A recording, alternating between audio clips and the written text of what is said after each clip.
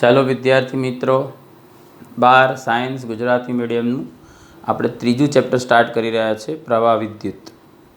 બરાબર છે. પહેલા અને બીજા ચેપ્ટરમાં તમે સ્થિર વિદ્યુતશાસ્ત્રનો અભ્યાસ કર્યો. સ્થિર વિદ્યુતશાસ્ત્રમાં શું હોય? વિદ્યુતભાર સ્થિર હોય અને સ્થિર વિદ્યુતભાર સાથે સંકળાયેલી ઘટનાઓ, બરાબર છે, તેની સાથેના ગુણધર્મોનો અભ્યાસ કરવાનો. હવે વિદ્યુતભાર ગતિ કરે છે અને તેની સાથે સંકળાયેલી ઘટનાઓનો અભ્યાસ કરવાનો છે. બરાબર. તો પ્રવાહ વિદ્યુતનો પહેલો ટૉપિક શું હોય? વિદ્યુત પ્રવાહ. તો વિદ્યુત ભારોની ગતિને કારણે વિદ્યુત પ્રવાહ રચાય છે.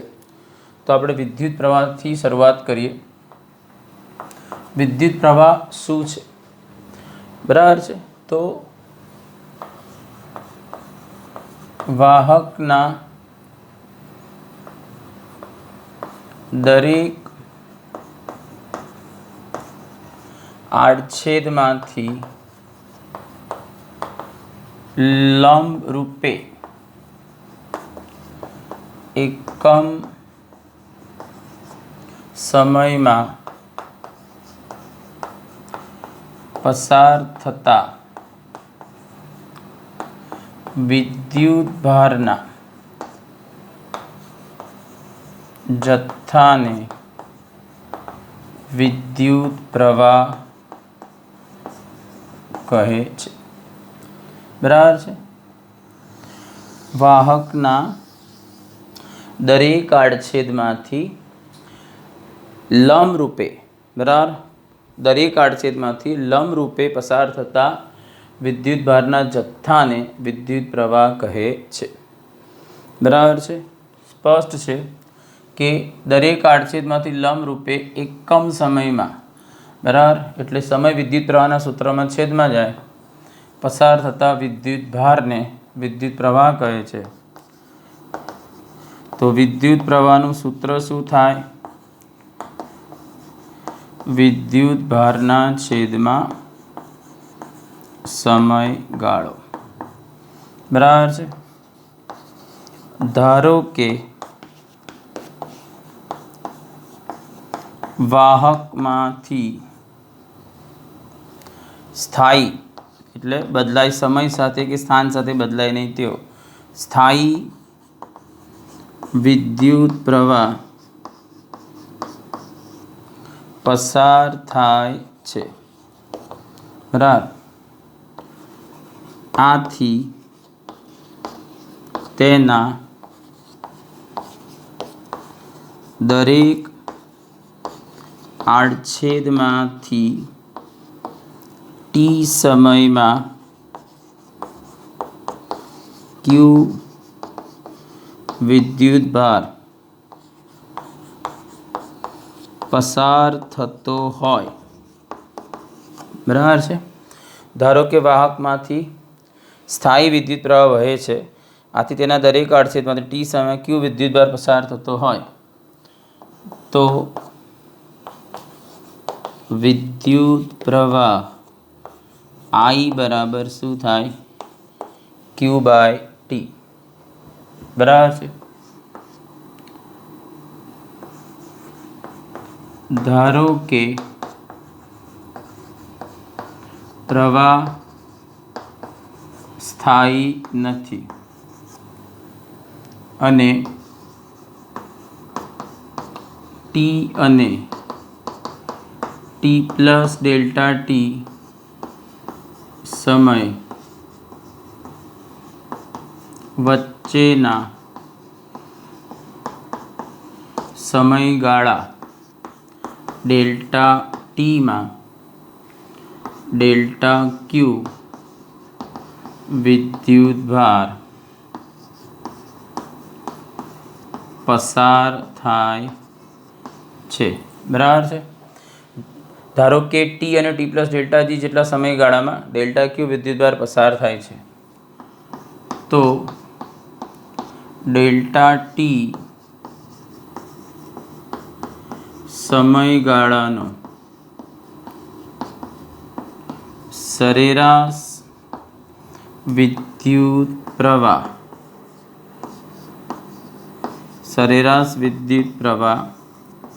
Delta Q by delta T. અહીંયા આપણે સરેરાશ શબ્દ કેમ વાપર્યો?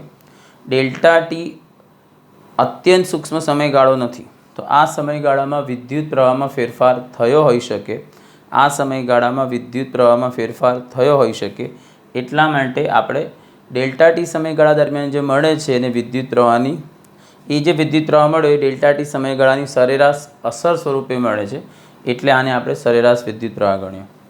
બરાબર. મારે ટી સમયનો તત્કાલીન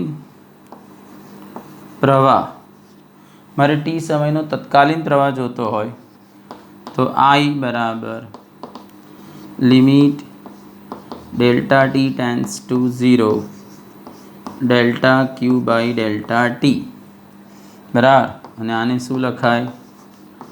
dq બાય dt.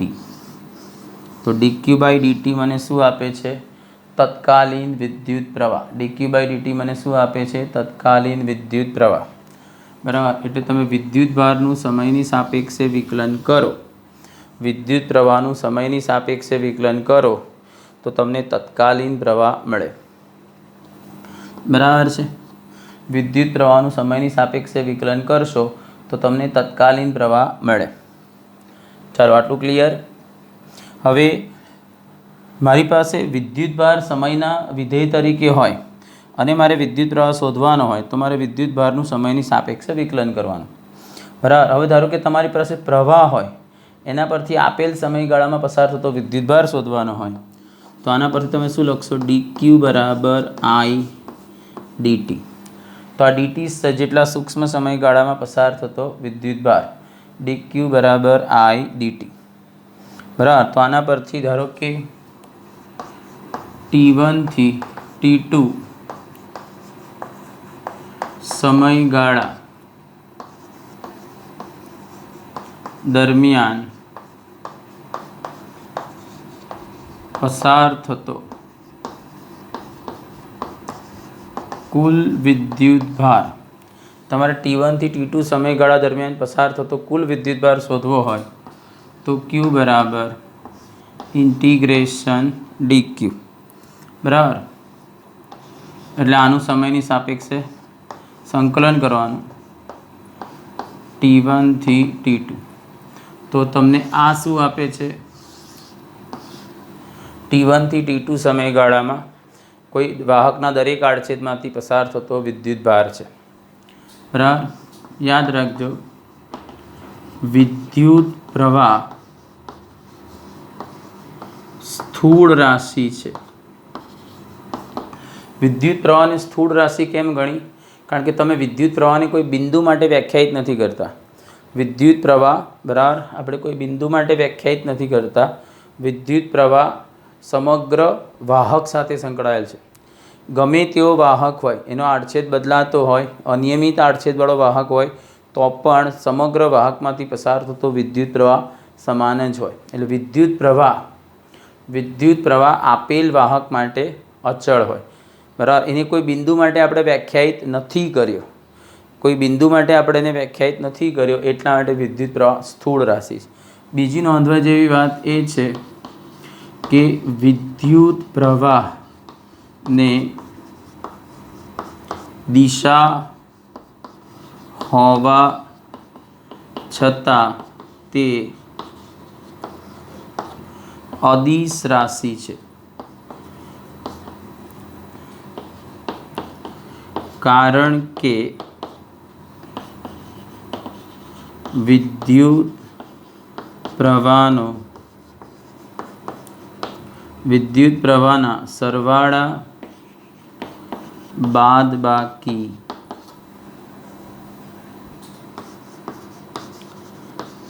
સદિશના સરવાળા બાદબાકીના નિયમોને અનુસરતા નથી. બરાબર. 5 એમ્પિયર અને 2 એમ્પિયર પ્રવાહ આવે, કોઈ પણ ખૂણે આવે, એ 7 એમ્પિયર જ થાય. આમાં તમારે ધારો કે આ રીતે હોય, બરાબર, અહીંથી 5 એમ્પિયર પ્રવાહ આવ્યો, અહીંથી 2 એમ્પિયર પ્રવાહ એટલે અહીંયા 7 એમ્પિયર જ થાય. આ ખૂણો ધારો કે 60નો છે તો સદિશના જેમ ઘટકો પાડવાની જરૂર નથી. બરાબર. એટલે અહીંયા 5 અને 2 7 સાદો જ સરવાળો થાય છે.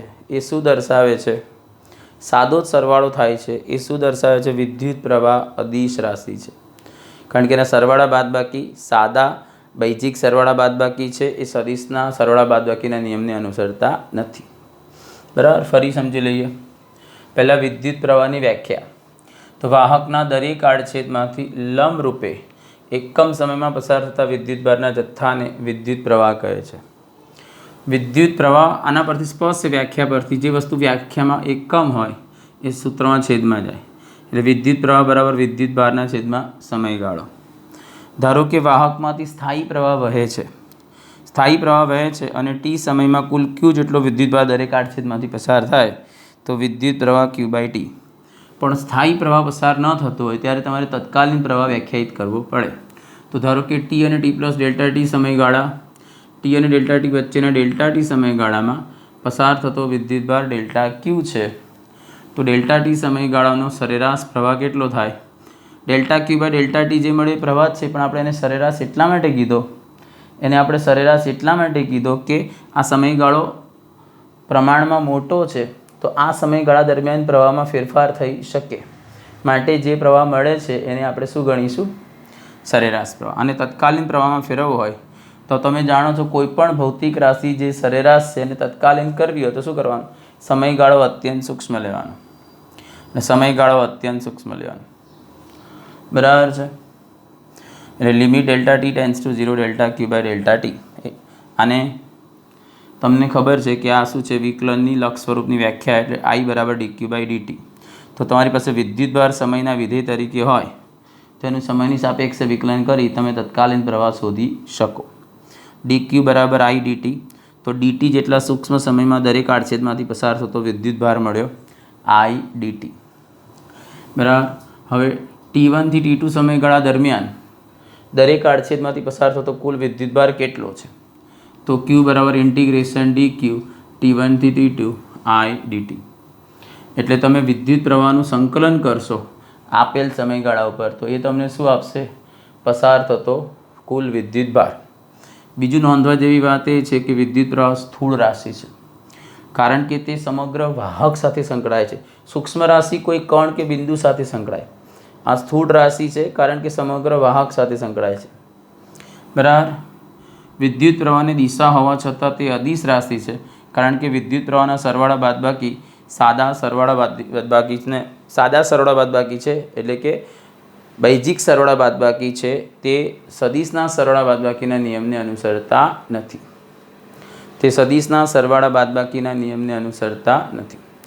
બરાબર. તમે પોઝ કરીને એકવાર આખો પ્રશ્ન વાંચી જાઓ. ચાલો. બરાબર. એના પછીનો આપણે ટોપિક લેવાનું છે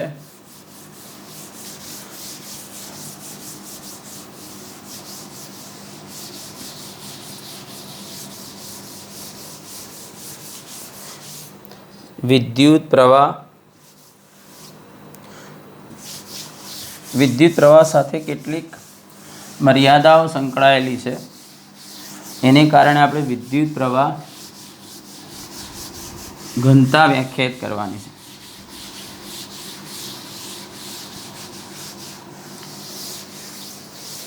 બરાબર છે.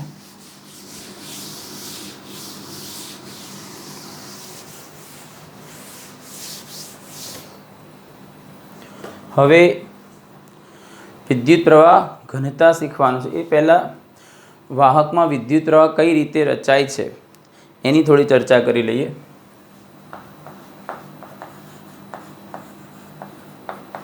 વાહકમાં વિદ્યુત પ્રવાહ બરાબર નું નિર્માણ.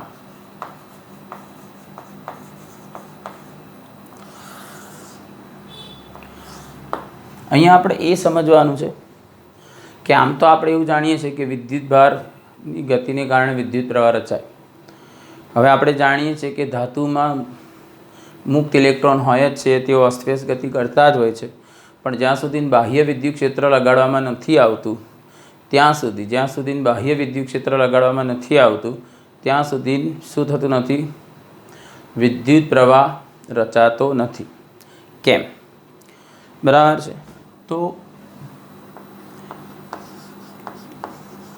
વાહકમાં ઓરડાના તાપમાને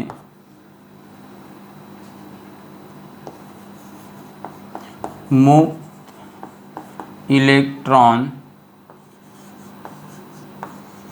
ધન આયનો વચ્ચેના અવકાશમાં અસ્તવ્યસ્ત ગતિ કરે છે. આ આપણે બધા જ જાણીએ છીએ. બરાબર. વાહકમાં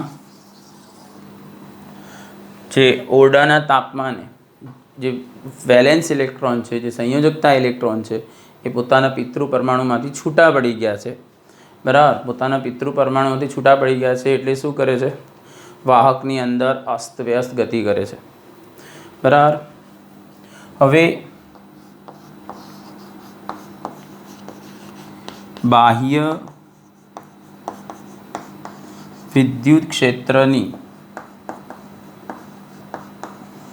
ગેરહાજરીમાં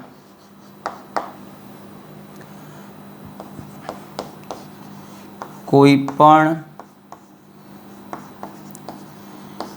આડછેદમાંથી કોઈ ચોક્કસ દિશામાં પસાર થતો વિદ્યુતભાર શૂન્ય છે. આમ કોઈ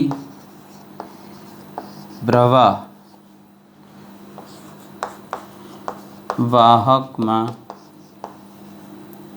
રચાતો નથી. તમે જ્યારે બાહ્ય વિદ્યુત ક્ષેત્ર નથી લગાડ્યું, બાહ્ય વિદ્યુત ક્ષેત્ર નહીં લગાડો ત્યારે શું થશે? બધી દિશામાં અસ્તવ્યસ્ત ગતિ થાય છે. ધારો કે આ વાહકનો કોઈ આડછેદ છે, બરાબર, તો બધી જ દિશામાં અસ્તવ્યસ્ત ગતિ થાય છે.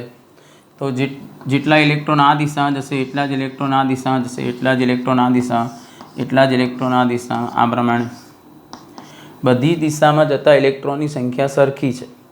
આના પરિણામ સ્વરૂપે કોઈ ચોક્કસ દિશામાં પસાર થતા ઇલેક્ટ્રોનની પરિણામી સંખ્યા શૂન્ય. પરિણામી સંખ્યા શૂન્ય છે એને પરિણામે આ વાહકમાંથી પસાર થતો વિદ્યુતભાર શૂન્ય. એટલે અત્યારે કોઈ પ્રવાહ રચાતો નથી. અત્યારે વાહકમાં કોઈ પ્રવાહ રચાતો નથી. હવે જ્યારે બાહ્ય વિદ્યુત ક્ષેત્ર લગાડવામાં આવે, બરાબર, બાહ્ય વિદ્યુત ક્ષેત્ર લગાડતા રચાતી પરિસ્થિતિ નીચે મુજબ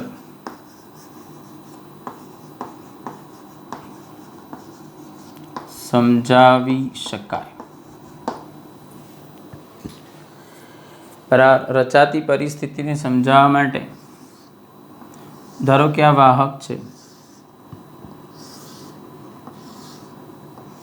તો એના એક છેડે ધન વિદ્યુતભારિત તક્તી અને બીજા છેડે ઋણ વિદ્યુતભારિત તક્તી લગાડી દીધી છે.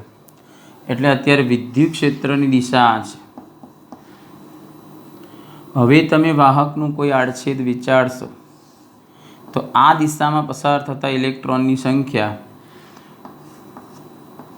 બરાબર, વિદ્યુત ક્ષેત્રને કારણે લાગતા બળની દિશામાં પસાર થતા ઇલેક્ટ્રોનની સંખ્યા એની વિરુદ્ધ દિશામાં પસાર થતા ઇલેક્ટ્રોનની સંખ્યા કરતાં ઘણી વધારે હશે. એટલે હવે વાહકના દરેક આડછેદમાંથી કંઈ ચોખ્ખો વિદ્યુતભાર પસાર થઈ રહ્યો છે. એનો મતલબ કે દરેક વાહકમાં વિદ્યુત પ્રવાહનું નિર્માણ થયું. બરાબર. તો આકૃતિમાં દર્શાવ્યા મુજબ કોઈ નળાકાર વાહકના બંને છેડે અનુક્રમે ધન વિદ્યુતભારિત અને ઋણ વિદ્યુતભારિત તક્તી જોડતા વાહકમાં વિદ્યુત ક્ષેત્ર સ્થપાય છે. પરિણામે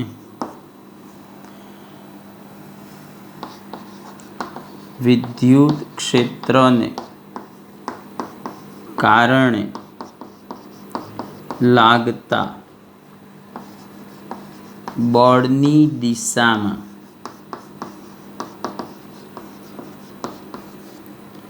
પસાર થતા ઇલેક્ટ્રોનની સંખ્યા બળની દિશામાં પસાર થતા ઇલેક્ટ્રોનની સંખ્યા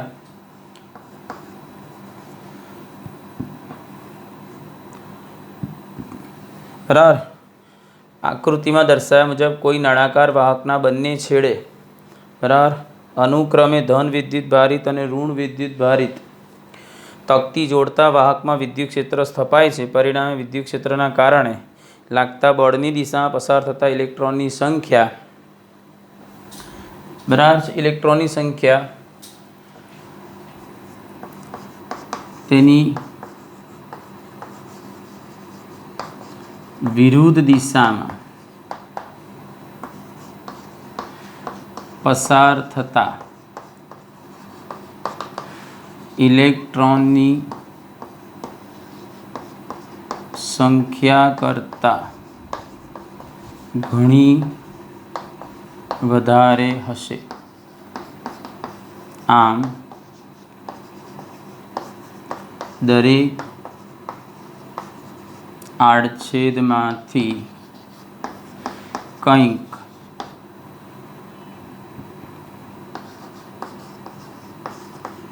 પરિણામી વિદ્યુતભાર પસાર થાય છે. આમ બાહ્ય વિદ્યુત ક્ષેત્રને લીધે વાહકમાં પ્રવાહ રચાય છે. બરાબર. હવે મેં તમને સમજાવ્યા પ્રમાણે કોઈ પણ આડછેદ લેશો તો બળની દિશામાં પસાર થતા ઇલેક્ટ્રોનની સંખ્યા ઘણી વધારે હશે. બળની વિરુદ્ધ દિશામાં જેની પાસે પર્યાપ્ત ઉર્જા હશે એવા જ ઇલેક્ટ્રોન પસાર થશે. એટલે હવે દરેક આડછેદમાંથી પસાર થતો વિદ્યુતભાર શૂન્ય નથી. દરેક આડછેદમાંથી કંઈ ચોખ્ખો વિદ્યુતભાર પસાર થાય છે. અને આમ વાહક જે એકમ સમયમાં જે વિદ્યુતભાર ચોખ્ખો પસાર થયો એને શું કહેવાય? વિદ્યુત પ્રવાહ. બરાબર છે. તો આમ જ્યારે બાહ્ય વિદ્યુત ક્ષેત્ર સ્થપાશે ત્યારે બાહ્ય વિદ્યુત ક્ષેત્રની હાજરીમાં જ તમને વિદ્યુત પ્રવાહ મળશે. બાહ્ય વિદ્યુત ક્ષેત્રની હાજરીમાં જ તમને વિદ્યુત પ્રવાહ મળશે. આટલું ક્લિયર? બાહ્ય વિદ્યુત ક્ષેત્રની હાજરીમાં જ વિદ્યુત પ્રવાહ રચાય છે. હવે તમે જે આ તકતી જોડી છે તો એ તો થોડીક જ ક્ષણોમાં અહીંનો બધો ઋણ વિદ્યુતભાર અહીંયા આવતો રહેશે. બરાબર. એટલે આ તટસ્થ થઈ જશે, આ તટસ્થ થઈ જશે, વિદ્યુત પ્રવાહ શૂન્ય. તમારે વાહકમાંથી સતત વિદ્યુત પ્રવાહ પસાર કરવો હોય, વિદ્યુત પ્રવાહ જાળવી રાખવો હોય તો વિદ્યુત ક્ષેત્ર સતત જાળવી રાખવું પડે. આ માટે શું કરી શકાય? કોઈ કોષ કે બેટરી જોડીને તમે એના બે છેડા વચ્ચે વિદ્યુત સ્થિતિમાનનો તફાવત જાળવી શકો. બરાબર છે. વાહકમાંથી સતત વિદ્યુત પ્રવાહ મેળવવા માટે વાહકમાં વિદ્યુત ક્ષેત્ર સતત જાળવી રાખવું પડે. આ માટે